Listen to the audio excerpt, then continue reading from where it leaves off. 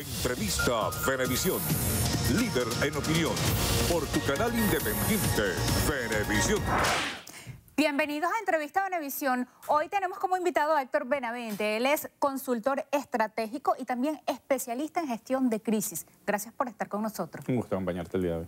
Quisiera comenzar esta entrevista por leerles algunas definiciones de crisis según el diccionario, el de la Real Academia. Crisis sería la intensificación brusca de los síntomas de una enfermedad, la fase más baja de la actividad de un ciclo económico y también una situación mala o difícil. Le pregunto, ¿estamos en Venezuela en crisis? Sí, no, ¿por qué y cuánto tiempo? ¿Las crisis son finitas?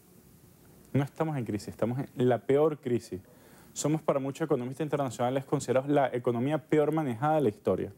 Para tener una idea rápida, nuestro PIB ha caído en torno a un 50%. Eso es lo que cayó Japón en la Segunda Guerra Mundial, después de 2 bombas atómicas y un bombardeo que arrasó completamente el país.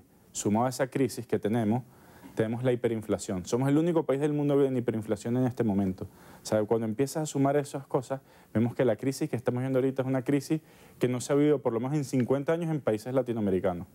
O sea, es una crisis realmente grave. ¿Cuánto tiempo dura un país? ¿Cuánto tiempo puede estar en crisis? Las crisis son finitas, esa es la buena noticia. De todas las crisis se sale.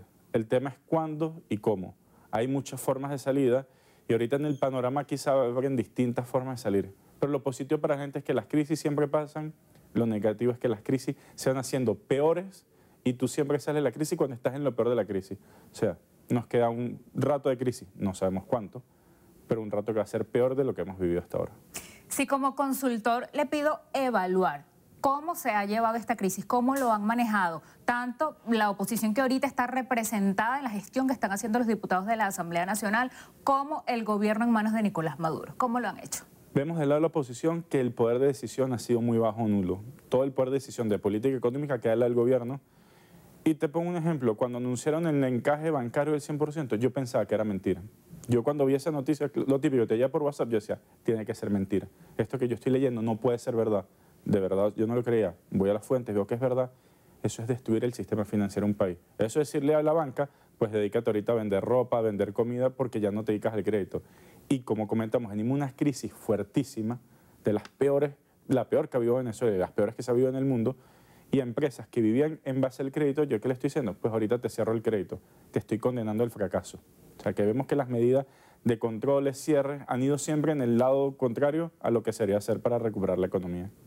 Usted dice que las crisis no duran para siempre, sin aventurarnos en predecir cuál va a ser el desenlace de la que estamos viviendo en Venezuela. ¿Cuál sería el ideal o el que más beneficiara a la población y qué debemos hacer ante esto? Mira, lo que más beneficiaría a la población en general y a todo el país es una apertura económica completa. Eliminar todos los controles, generar confianza, atraer inversión extranjera y recuperar un sector productivo al que llevamos años dándole palos. O sea, el sector productivo de Venezuela tiene años a los que yo le estoy poniendo trabas y se lo hago más difícil, hasta que ha sido una carrera de supervivencia. O sea, el que ha logrado aquí es el que ha sobrevivido. Y así no puede vivir un país. Un país necesita competencia, competitividad, y ese es el escenario que tenemos que buscar, porque aparte de eso es lo que mejora las condiciones de vida. Se habla que en un escenario de apertura total, el poder adquisitivo de la gente se podría recuperar en torno a 2 años. Puede sonar largo, 2 años, pero son 2 años donde mi poder adquisitivo va mejorando constantemente hasta el punto como llega a ser en un país normal. Yo puedo aspirar a una vivienda, aspirar a un vehículo, cubrir todas mis necesidades básicas con mi trabajo.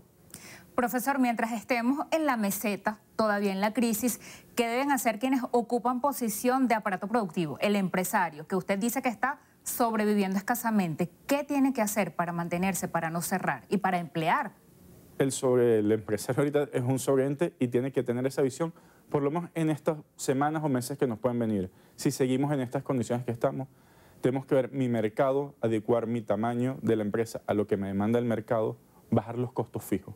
Porque estamos en una situación que la economía se puede ir cada vez parando un poco más, hasta pararse totalmente, y los costos fijos ahorita son el enemigo número 1. Y suena bonito, pero es lo más difícil, que es vender. Ver qué necesita el cliente, cómo puedo yo llegar a esa necesidad y cubrirla.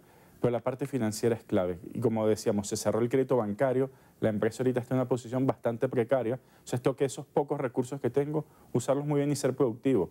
Ser eficiente en costo, estandarizar procesos, hacer más con menos. La gente ahorita renuncia, hay una reducción que se puede decir orgánica de de los empleados, pues yo si soy eficiente puedo hacer con 4 lo mismo que hacía con 10. Entonces tengo que apuntar hacia allá, porque en el mundo normal esto te ayuda a competir, y esto lo vivo yo en otros países, así compites, pero es que aquí, así ahorita es lo que tienes que sobrevivir. Y si yo no soy eficiente estas próximas semanas, meses, y de verdad no estoy consciente de lo que viene, puede que el cierre de la empresa esté a la vuelta de la esquina.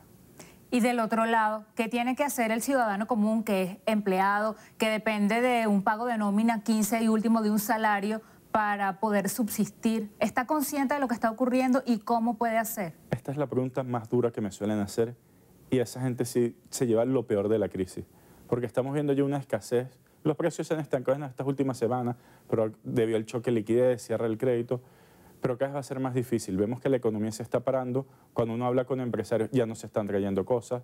Con las sanciones el gobierno pierde capacidad de traer e importar alimentos. Sabemos que podemos dirigirnos hacia una escasez severa y una paralización del país. La recomendación es, en la medida de las posibilidades, comprar cosas duraderas y que me permita a mí alargar, sobre todo comida. En este momento lo básico es comida. Comida que yo pueda mantener en el tiempo, y suena duro, pero eso nos ha tocado posiblemente empezar a racionar, bajar mis porciones, e ir haciendo un stock en lo que me den mis posibilidades para aguantar lo que se viene e ir acumulando, porque se nos pueden venir semanas o meses realmente complicados. ¿Por qué afirma eso? Las sanciones tienen un efecto que cierran el flujo de caja de un país, y aparte también entra en el ánimo y no esperanza, sino confianza de las empresas. Una empresa ahorita muy difícilmente se arriesga a traer algo a este mercado donde aparte no hay dinero, no estoy comprando. El gobierno pierde flujo de caja con las sanciones, no tiene posibilidad de traer bienes y insumos. Entonces uno empieza a ver de dónde van a venir las cosas. ¿Qué va a pasar cuando se nos acabe la gasolina, por ejemplo? Que se habla que queda un inventario a veces una semana, 2 semanas. Podemos tener un país totalmente paralizado, y bajo ese entorno la situación se puede empeorar muchísimo más de lo que estamos viviendo ahorita.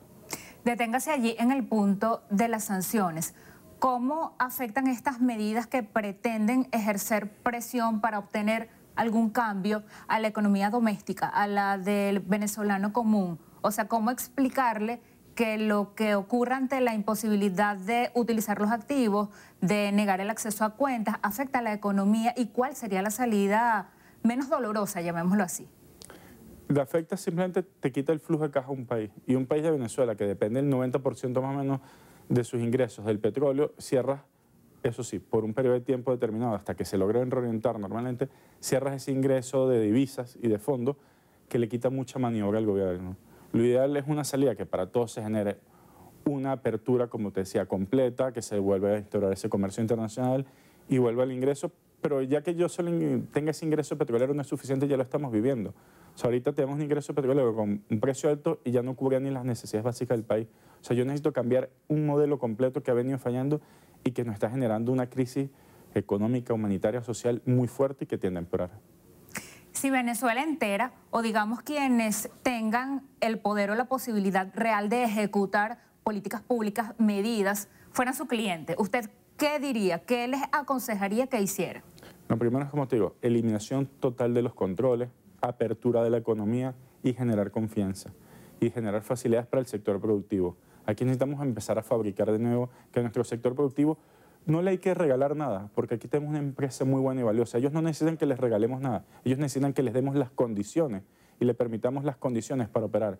Eso ya te empieza a generar trabajo, te empieza a generar flujo de dinero, o sea, te empieza a mover la economía, a aumentar el poder adquisitivo, y eso es lo que nos va a sacar esto. Y la gente, sobre todo la gente, es la que más se beneficiaría de esto, como hablamos. Cuando mi poder adquisitivo empieza a aumentar, y yo vuelvo a tener esas cosas, porque ahorita ¿quién puede comprar una vivienda si no hay ni acceso al crédito? Un mercado muerto. Y lo normal es que una clase media de un país tenga un acceso a su vivienda, a sus vehículos y a toda su canasta básica y hasta a los gustos, que es algo que ya hemos perdido. O sea, ya aquí se perdió el gusto del entretenimiento, de salir a comer. O sea, y la idea con esa apertura es que podamos volver a esa Venezuela.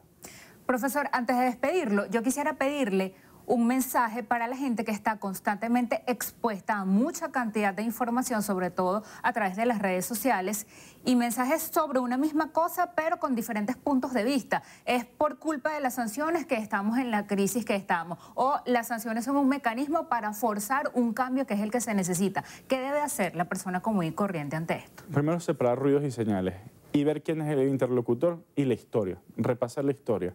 Si hay algo que vemos con la historia siempre se repite.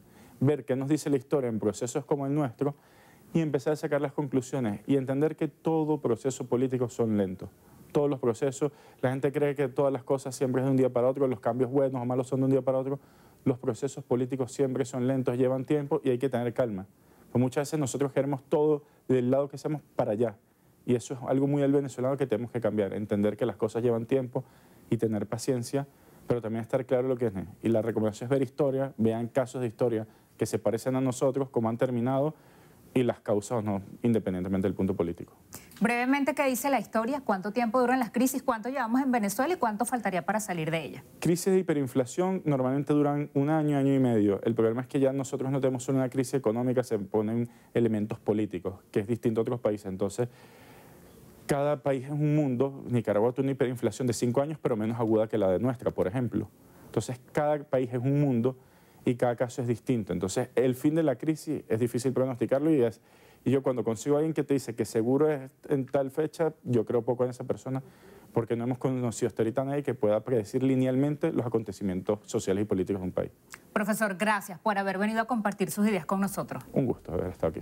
Despedimos a Héctor Benavente, consultor estratégico y además especialista en gestión de crisis, también profesor universitario. A ustedes les damos las gracias por habernos acompañado una vez más y nos volvemos a ver en otra entrevista a Venevisión.